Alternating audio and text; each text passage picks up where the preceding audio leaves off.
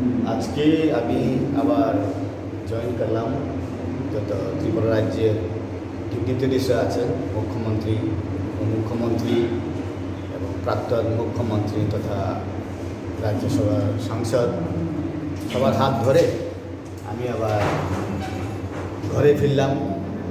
Forget the past and planning for the future.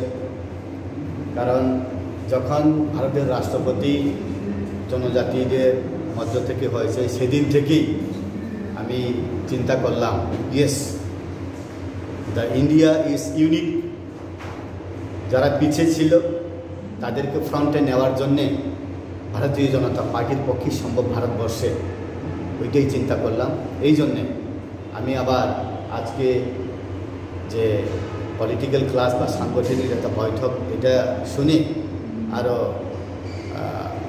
পেলাম, শক্তি পেলাম। তো definitely sit together, plan together, work together. এই জন্য forget the past and planning and remember the future, এই জন্য আমি আবার কাজ শুরু করব। সামনে দেশে নির্বাচনে কীভাবে কাজ করবে এবং পাহাড়ে কী হচ্ছে প্ল্যানিং রয়েছে আমাদের? পার্টি যে দায়িত্ব দেবে এটাই করব, কিন্তু পাহাড়ে কাজ করার অনেক স্পেস আছে। কারণ ডেভেলপমেন্ট প্রত্যেক ঘরে ঘরে পৌঁছে, কিন্তু প্রচারটা আরও করা দরকার।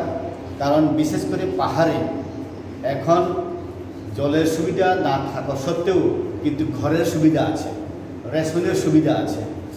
প্রত্যেক ঘরে ঘরে, প্রত্যেক বিপিএল পরিবারে প্রধানমন্ত্রী আবাস যোজনার ঘর, প্রত্যেক ভিলেজ কমিটিতে, প্রত্যেকটা গাঁও সভাতে এখন দেখা যায়। তো কোনোদিন চিন্তা করতেই পারে না যে পাহাড়ে এইরকম বিল্ডিং হবে, জঙ্গলের ভেতরে এইরকম বিল্ডিং হবে, জঙ্গলের ভেতরে স্কুল হবে বা আমাদের একলব্য স্কুল হবে, কোনোদিন আশাই করা যায় না। তো মানুষ এখন পাহাড়ে না চাইতেই পায়। এটা সব প্রচার হয় না, কিন্তু এখন দেখা যায় যেটা ছিল না এখন সবার চোখের সামনে। তো এখন একটাই প্ল্যানিং যে আবার সরকার ফিরে আসুক। ইভেন সিপিএম এবং কংগ্রেস ত্রিপুরাতে আর আসবে না। তো পাহাড়ে এখন পলিটিক্যাল যে ডাইমেনশন, পাহাড়ে এবং